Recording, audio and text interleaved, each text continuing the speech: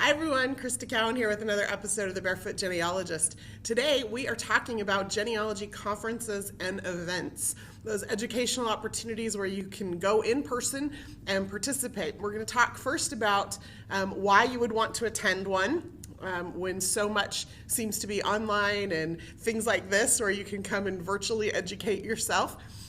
So we'll talk about why, then we'll talk about where you can find those events, where they're typically held, how you can find out what's happening in your area. And then we'll spend a little bit of time talking about how to get the most out of those events so that it's not a waste of your time or resources. So let's go ahead and just dive right in. There's lots to cover. Let's talk first for just a few minutes about why you would want to attend a genealogy conference or event.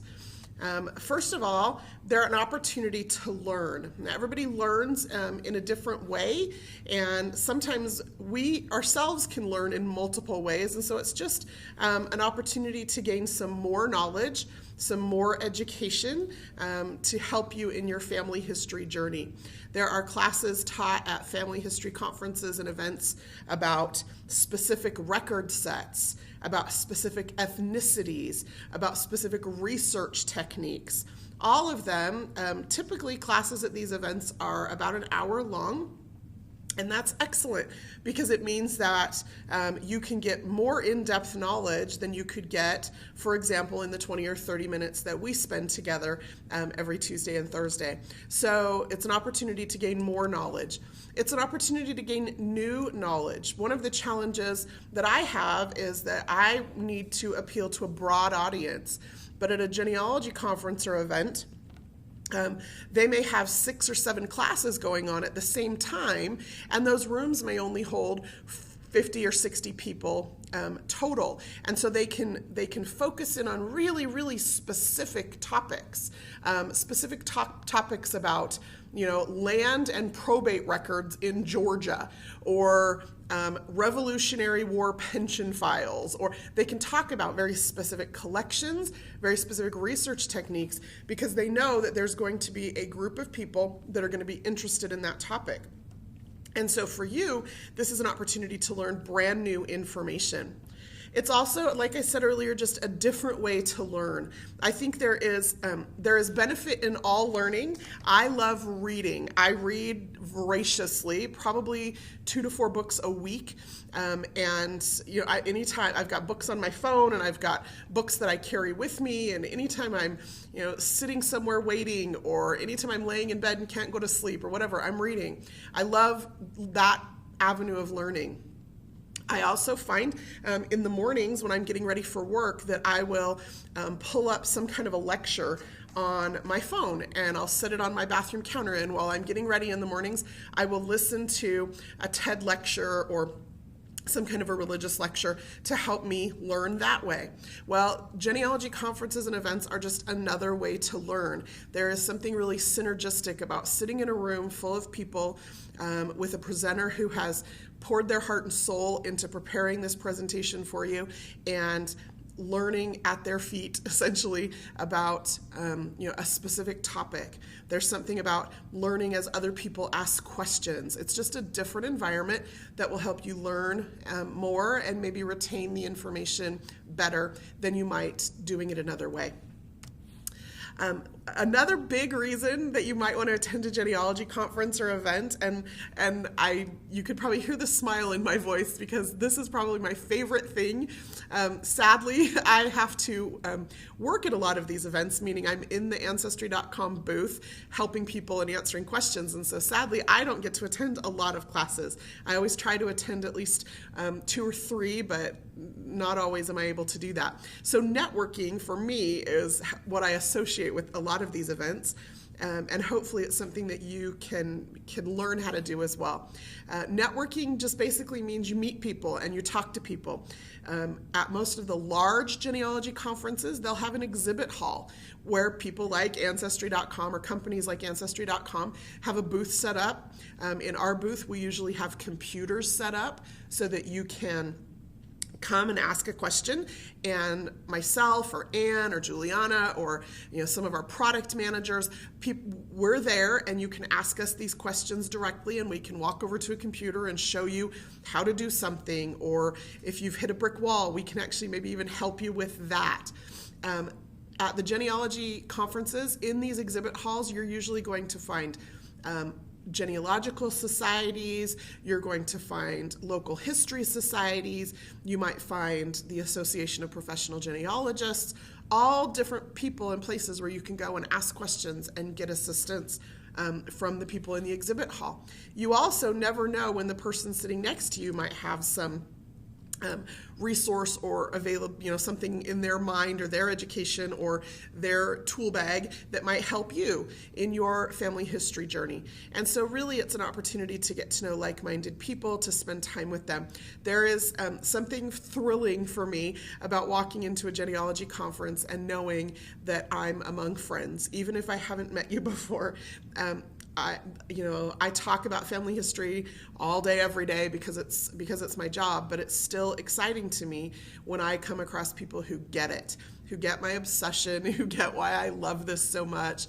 And it's an opportunity to talk to people. I love nothing more than when I'm sitting at a table eating my lunch at a conference and somebody comes up and says, "Can I sit here?" And then they introduce themselves and we start talking about what we're working on and what research we're doing. And I have yet to meet a cousin that way, but I know that it has happened. There are people who wear t-shirts or carry bags that have all of their surnames on them or whatever, and it's just another way to connect with people and to further our family history research.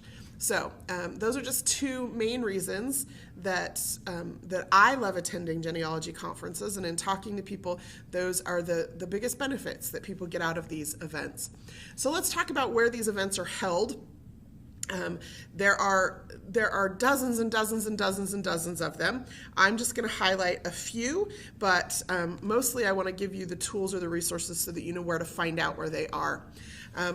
Let's start small and go big. First of all, there are always going to be local events in your area. Local genealogy societies usually they'll have like a monthly meeting that you can go to.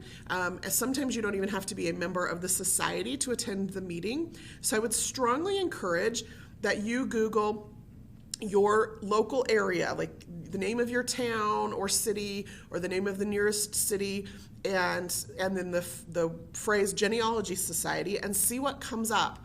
And what you'll discover is that, like I said, many of these organizations have monthly meetings, and sometimes some of the best genealogy educators in the country are taking time in their schedules to come to these little local genealogy society meetings with 30 or 40 or 50 people in attendance. And it is an excellent way to just kind of dip your toe in the water, to start to see what some of these things are and what kind of benefit you can gain from them. Many of these societies also do some kind of an annual family history fair or conference. Sometimes it's in conjunction with the local family history center. The family history centers are run by the LDS Church. They're usually in LDS Church buildings, but they're open to anyone. There are hundreds of them all around the United States, and pretty typically they will hold some kind of a family history fair or conference and invite the community, and sometimes they will partner with those local genealogy societies. So I would encourage you to, again, Google family history centers and see if you don't know where your local center is, check that out, and then get in touch with them and see if they've got any kind of an event schedule. Oftentimes, even if they aren't hosting an event, because of their prominence in the genealogy community, they'll be aware of all of the local events that are happening. Now, there are also regional events. These are larger events, such as Ancestry Days. Ancestry.com does what we call Ancestry Days. It's usually in connection with some kind of a state genealogical society, but not always. We just did one 2 weeks ago in Boston with the New England Historic Genealogical Society. There is one this weekend in partnership with the Mid-Continent Library, and I think the next Ancestry Day is in Dallas in September in conjunction with the local genealogical society there. So Ancestry Days are usually going to be about, between 800 and 1,200 people, kind of depending on the size of the venue. It's usually just one day. And what we do is we stick you all in a ballroom and you get to hear from me or from Lisa Arnold or from Ann Mitchell, Lou Zooks, Juliana Smith, some of the genealogists here at Ancestry.com. We participate in those events. We'll usually do 2 or 3 presentations throughout the day, and then the local society will usually do 1 or 2 presentations, and then we'll usually do some kind of a Q&A panel towards the end of the day. We give away cool prizes. I think at the Ancestry Day in Boston a couple of weeks ago, we gave away a couple of 6-month subscriptions. We gave away a couple of 1-year subscriptions. We give away a DNA kit, several family tree makers. So we give away door prizes, and we have a lot of fun, but it's this really concentrated learning experience. Like I said, usually within 1 or 2 days. The Boston event, there was actually a prior day. It was a Saturday event, and on Friday, people were actually able to come a day early if they signed up for that portion of the program. They were able to come a day early and go to the New England Historic Genealogical Society's facility and meet with the genealogist and become familiar with their collections and what was available to them, and maybe get some expert research assistance. And then we had an hors d'oeuvres reception that night before the event. All of that, like an Ancestry Day, typically costs anywhere from $25 to $50, depending on the arrangements we've made with the society or the organization that's hosting that event. Fairly inexpensive. Like I said, usually just in one day so that you can come. Even if you have to travel a little bit, you might not have to stay overnight. We had people who came, from 2 and 3 and 4 hours away to the event in Boston, and so they didn't need to stay overnight. We had other people who came from, 4 and 5 and 6 hours away, and so they just came in a day early and got a hotel and stayed overnight. So there's a little extra added expense there, but not too much. The best way to find out about Ancestry Days in particular is I maintain our Pinterest account. So even if you're not on Pinterest, you can go to Pinterest.com and you can search for Ancestry.com, and it'll bring up our boards. And I have an entire board here for genealogy conferences.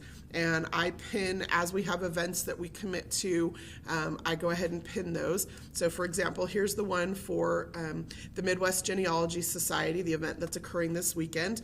You just click on that. If you don't know how Pinterest works, you click on that, and then you click on it again, and it will open up the website for that particular event. So here are all the details about Ancestry Day at the Midwest Genealogy Society. You just scroll through. We've got the full schedule there and who's speaking and what they're speaking about, and usually towards the bottom, maybe not because it's this weekend, but event currently full, waiting list registration available. Usually you're going to find some kind of a registration button so that you can register for that event. So that's on Pinterest. Like I said, I maintain the Ancestry.com Pinterest account, so if you are familiar with an event that you would like included, I can do that. So far, I've only pinned events that Ancestry.com is going to be involved in, like RootsTech, which is coming up this next week in Salt Lake City. I pin events that we're going to be involved in, but I might be able to create a separate board or just add to this board events, local events that you're aware of as well, so that you have them all accessible there in one place. If we're not doing an Ancestry Day in your area, and we do try to do a few of those every year, and we try to do them in different cities every year, so that over the course of 3 or 4 years we get coverage in the United States. you might want to check the State Genealogical Society. If you've got, the state, wherever the state capital is or the largest cities near you, maybe in a state across a border, just Google the State Genealogical Society and see what kind of event they have. I know, for example, Ohio State Genealogical Society does a huge conference every year. I think Illinois does as well. Lots of different organizations do those. One more regional event that I just want to mention, and I love this one. It's actually probably one of my favorite conferences. It's hosted by the Southern California Genealogical Society. Here is why I love this conference. It is the exact same weekend in June. In the exact same hotel every single year. And so it's consistent. I know what to expect. I know I can fly into Burbank Airport. I know I can take the shuttle across the street to the Marriott. I know it's 3 or 4 days. I know there's going to be excellent classes. I know the vendors that are going to be there. I know the society puts on makes a special effort to put on just a fantastic event, but make it just a little bit different every year. They usually have some kind of a fun theme. I think last year our theme was Old Hollywood, and so they had people dressed up and they did movie screenings. And I think at our gala event, our banquet on Friday night, they had a woman who had been an actress, I believe, in Gone with the Wind. Meet Me in St. Louis, one of those old Hollywood movies.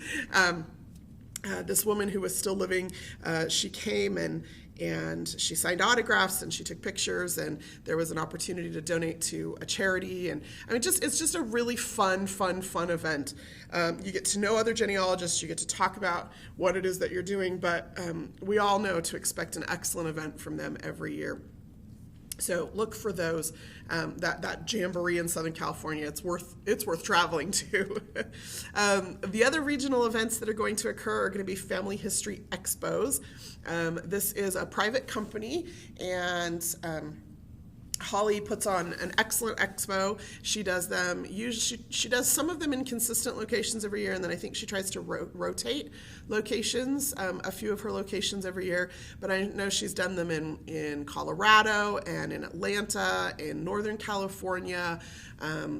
She makes sure that she covers a lot of the United States. So if you just Google Family History Expos, you'll be taken to her website and you'll be able to see what events she might have planned near you or near a family member where you can go crash on their couch. Okay, let's talk about national events. There are a few national events that are held every single year. However, the national events are held in a different location every year. So they're the same, about approximately the same date and every year, but sometimes they're held in a different location. So first of all is RootsTech. RootsTech is an event that Ancestry.com is one of the major sponsors of. Basically what it is it's an event in Salt Lake City every year where they bring together the best in genealogy and the best in technology. And it's not just to learn, it's also so that we can get programmers and product managers and people who are creating software and tools for genealogy together with genealogists to help come up with new, cool, better ways that we can do genealogy. That was the vision of this event, and the organizers of this event certainly do an excellent job making sure that happens. They're now doing it, this year's conference is in conjunction with the Story at Home people, which is an organization that promotes storytelling and story record keeping, keeping those stories recorded in whatever fashion that you do that. And so there's going to be a huge variety of classes. This conference runs 3 days. It's a Thursday, Friday, Saturday event. This is RootsTech. It's a Thursday, Friday, Saturday event. The cost, I think, is there's always early bird registrations. You can usually look for discounts or coupons.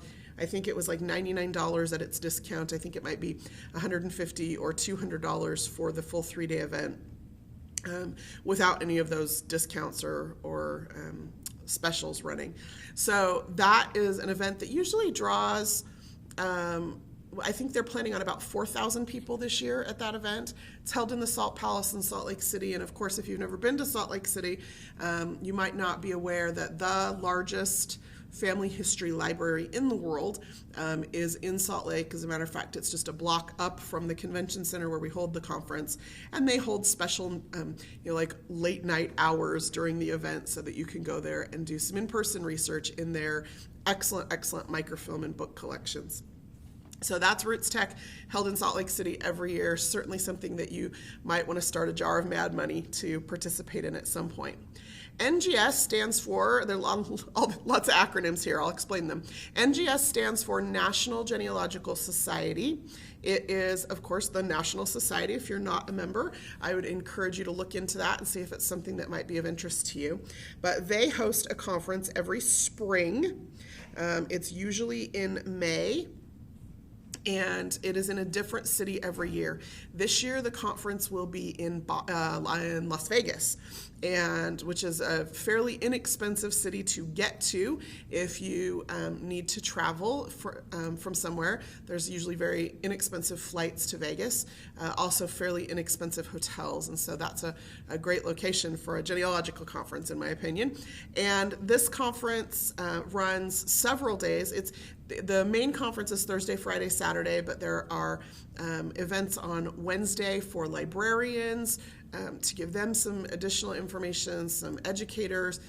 There's also special events held throughout the week, so luncheons, and dinners, and extra add-on things that you can add on to your experience.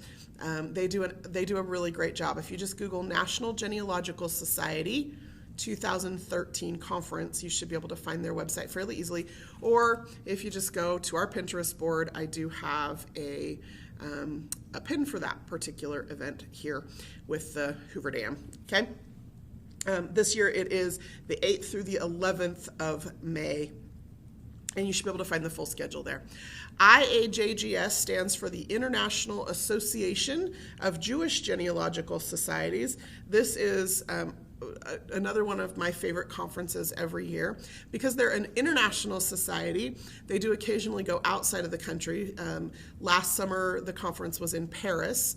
This year, the conference is in Boston. Next year, it's in Salt Lake City, and then the following year it is in Israel. So it moves around not just in the United States, but also internationally every few years.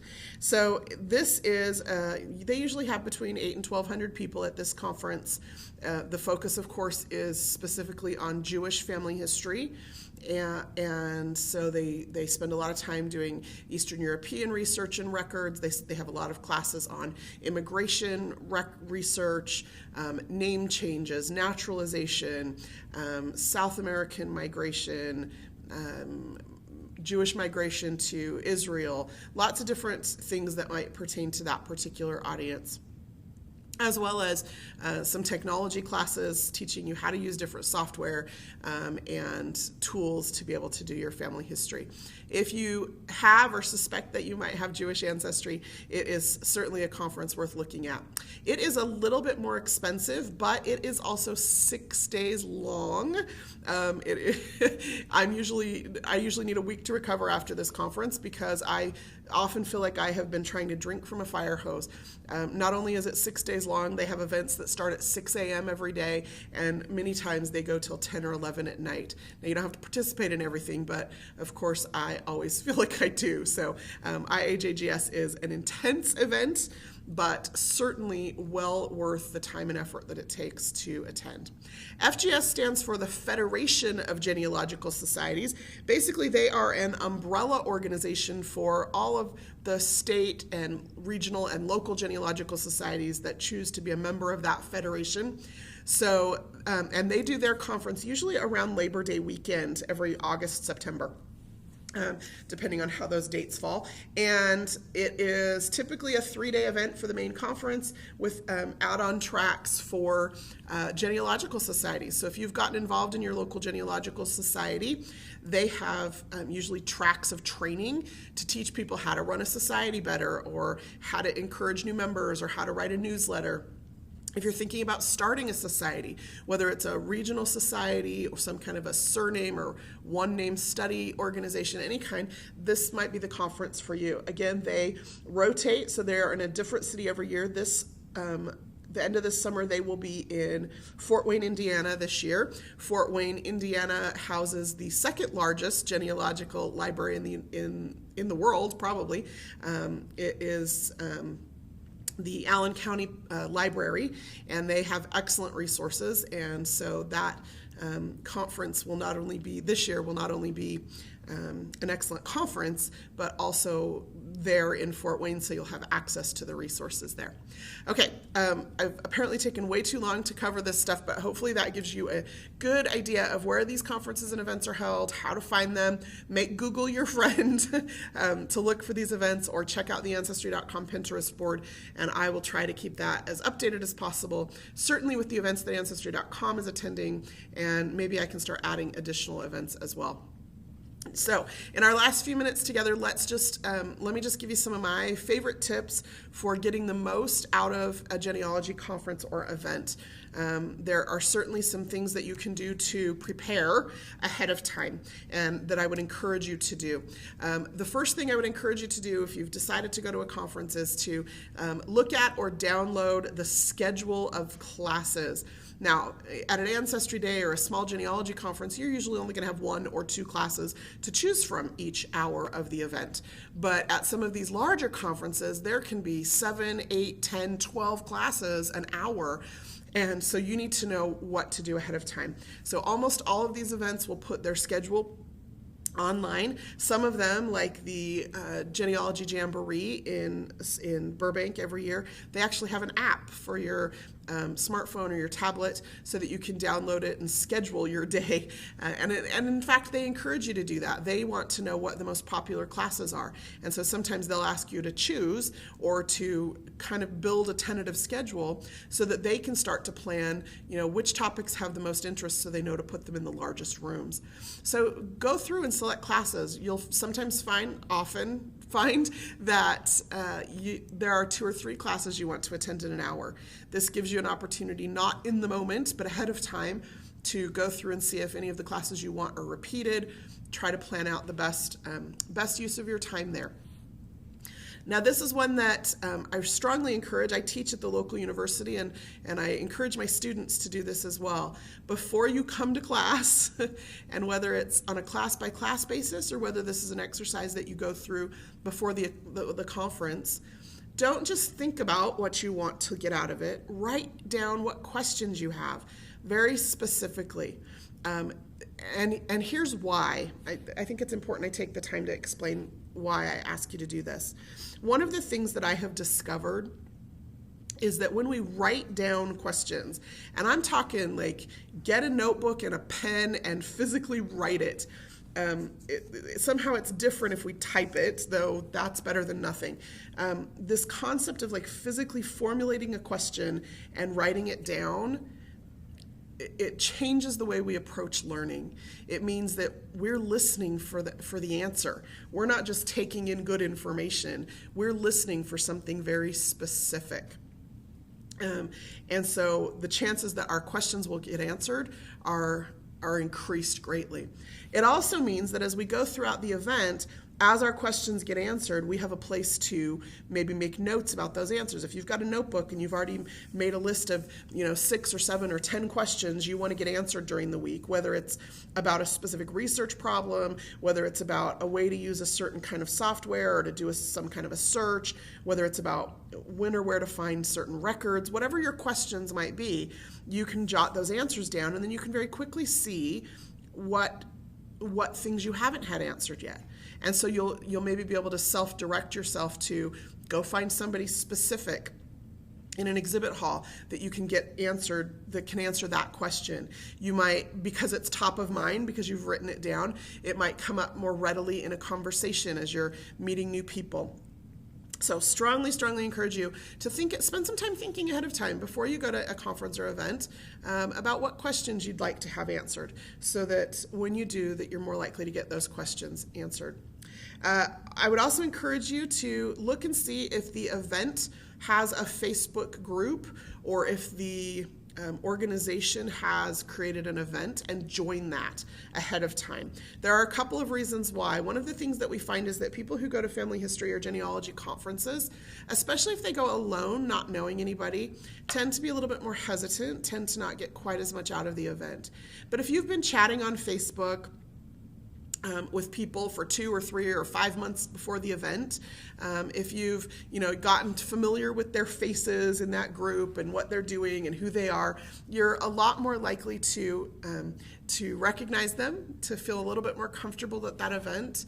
And this just isn't just for you. You may come to the event with 6 or 7 friends, but if you've joined that Facebook group and seen people, you may recognize people that have come alone and be able to include them and help make them feel a little bit more comfortable.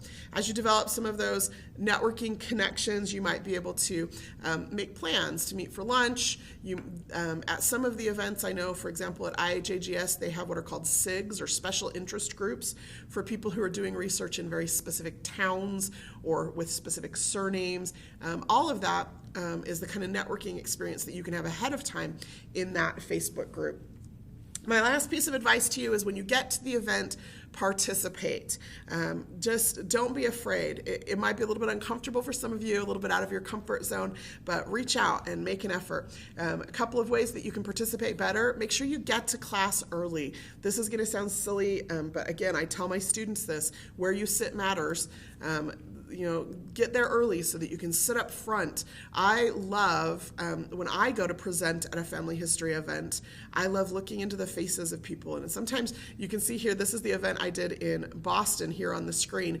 And this was a big room. I mean, there were 1,200 people in this ballroom at this hotel, and this huge spotlight in my face, and I could barely even make out faces beyond about a third of the way back. And so I really connected with a lot of these people in the front of the room. As a presenter, I appreciate that. But also, I think as a learner, you learn more. You're more engaged. It's not as there's not as many distractions when you're sitting up near the front. All of that. So get there early. Take notes. Get out your pen and paper, especially if you've already written those questions down. If you need to take notes on an iPhone or on a tablet, do that. But take notes. Typically, there's going to be some kind of a syllabus available. So review that. Maybe get there a few minutes early and review the syllabus for the class, or the night before, review the syllabuses for the classes that you're going to take the next day. Really, really helps you to get more out of that event. And then talk to people. If you get to class early, it gives you a few minutes to introduce yourself to the people sitting on either side of you. Ask them why they're in that class, what they're hoping to learn. Particularly at these events where some of these classes are very specialized, you might find that the person sitting next to you who is also doing research in, colonial Massachusetts is a 6th or 7th cousin of yours. It has happened. So don't be afraid to talk to people. Invite yourself to sit with people at meals. Be observant and notice what other people's surnames are, or eavesdrop on conversations and see what it is that you can contribute or connect with people on. All of those will help to make any event, whether it's a 1-hour local genealogical society seminar, or whether it is a 6-day marathon genealogical event in another city. All of these things will help make that event worth your time and your money and the effort. But more importantly, it will make your family history journey a lot more exciting and meaningful, because you'll have more tools, more education, more knowledge to be able to do it well, and to be able to connect with the right family members, and to be able to tell their stories in meaningful ways. That's all we have time for today. As a matter of fact, we went a little bit over. I apologize for that, but hopefully this was useful information. As always, I will be on chat immediately following the live broadcast. If you're watching this on YouTube as an archived video, feel free to email me with your questions, or leave it in the comments here on the YouTube video. Until next time, this is Crista Cowan. Have fun climbing your family tree.